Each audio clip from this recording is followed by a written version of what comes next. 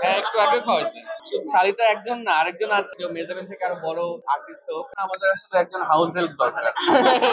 Training একটা কাজ, এটা অবশ্যই আমি বলতে পারি।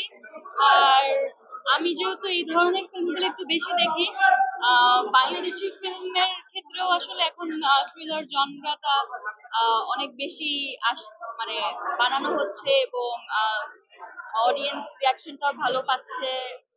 আহ, এখন বড় পর্দায়ও আসলে আমরা দেখতে পারবো ওটিটি থেকে বের হয়ে। এই ব্যাপারটা ভালো লেগেছে। আর পুরো টিমকে অনেক অনেক শুভকামনা। ওনারা অনেক এফর্ট দিয়ে কাজটা করেছে, এটা বোঝা যাচ্ছে। আর সুন্দর একটা মেসেজ ছিল, এন্ডে একটা চমকও আছে। সেই চমকটা নিয়ে বেশি কিছু বলবো না আমি।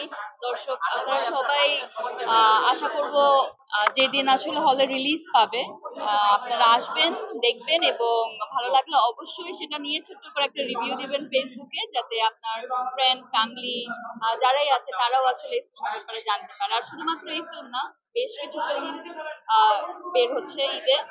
সবগুলো ফিল্মের জন্যই অনেক অনেক শুভেচ্ছা। খুবই সুন্দর একটা গল্প। I think the writing was very good. আমার কাছে ভালো লেগেছে।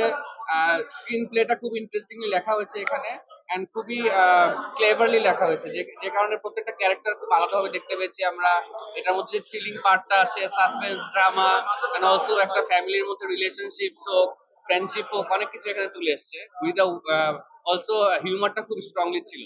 তো সবকিছু মিলাই it is a very interesting film. I think সবার আসা উচিত, ডেফিনেটলি দেখা উচিত এটা। খুবই ভালো ছিল, অনেক ইন্টারেস্টিং ছিল, ভালো লেগেছে। ঈদে ফ্যামিলির সাথে থাকবো, ফ্যামিলির সাথে টাইম স্পেন্ড করবো।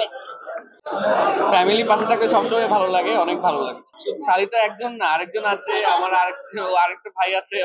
এরা এদের সাথে যখন আমার সাথে আড্ডা হয়, তখন আমার কাছে আলাদা কোনো শালি বা ওরকম সম্পর্ক মনে হয় না। মনে হয় আমরা একজন একজনকে অনেক আগে থেকে চিনি, আর আমরা অলরেডি একটা ফ্যামিলির মধ্যে আছি আর কি, এটাই মনে হয়। এখন আমি চাই ও যেটা ফিল করে, অথবা ওর যদি ট্যালেন্ট থাকে, ডেফিনেটলি ও, I guess I really expect মেজারিন থেকে আরো বড় আর্টিস্ট হোক, আরো বড় ট্যালেন্টেড একটা আর্টিস্ট হিসেবে সে নিজেকে ক্রিয়েট করুক।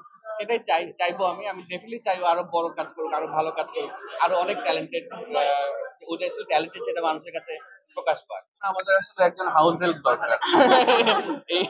এটা নিয়ে আমাদের ঈদে ওরকম আলাদা করে কোনো ধরনের আয়োজন করা হয় নাই। দুই পরিবার একসাথে এবার ঈদ করবো, এটাই আমাদের জন্য নতুন একটা ব্যাপার, এবং we are looking forward to that.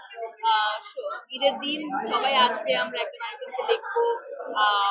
এটাই, এই জিনিসটা যদি সুন্দর মতো হয়, এটাই, এটার প্ল্যানিং এ আছি এখন।